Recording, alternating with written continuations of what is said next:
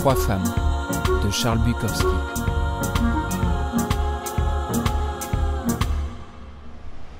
On habitait juste en face du parc MacArthur, Linda et moi.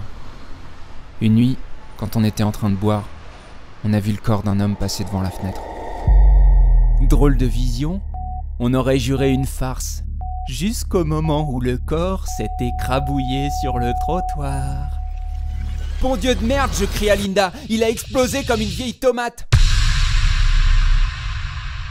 Voilà de quoi nous sommes faits. Des tripes, de la merde et du jus gluant. Viens voir, grouille-toi.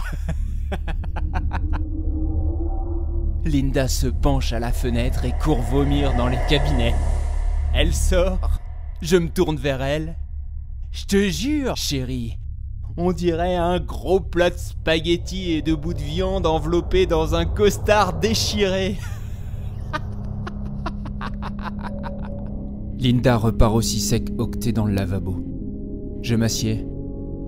Je vide la bouteille de vin. J'entends la sirène.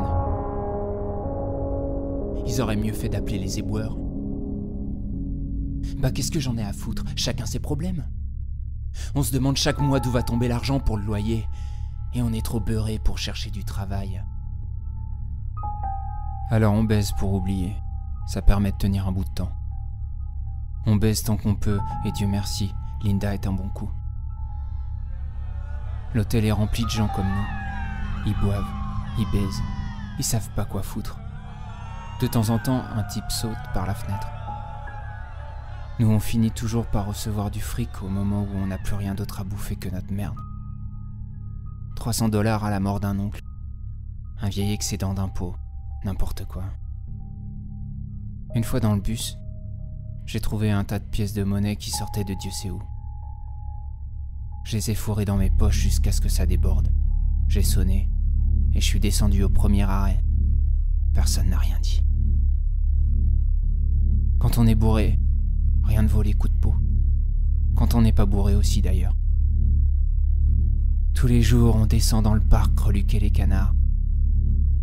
Croyez-moi, quand on est usé par l'habitude continuelle et la bouffe douteuse, et qu'on n'en peut plus de baiser pour oublier, il ne reste plus que les canards. Je m'explique. Il faut bien sortir de son trou. Sinon, on est bon pour la grande déprime et le plongeon par la fenêtre. Sauter, c'est plus facile qu'on croit. Alors, Linda et moi, on s'assied sur un banc et on regarde les canards. Ils se la coulent tous, pas de loyer, pas de fringues, nourriture à gogo. Ils n'ont qu'à barboter, chier, cacter et picorer, farfouiller sans mettre plein la lampe.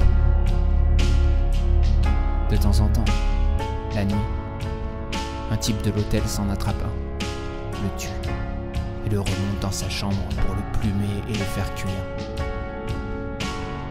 On y a souvent pensé mais on l'a jamais fait. En plus, ils sont pas si faciles à coincer.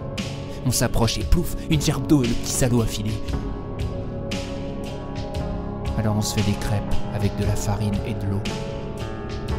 Ou on vole du maïs dans un potager. Il y a un type qui n'a fait pousser que ça dans son jardin.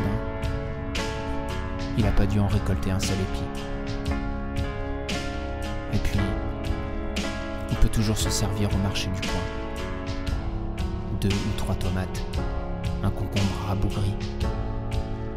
En fait de voleur, on est plutôt minus. On attend les coups de chance. Pour les cigarettes, là, pas de problème. Il suffit de se promener la nuit. On trouve une voiture ouverte avec un paquet entamé sur le tableau de bord. Le plus dur, c'est le vin et le loyer.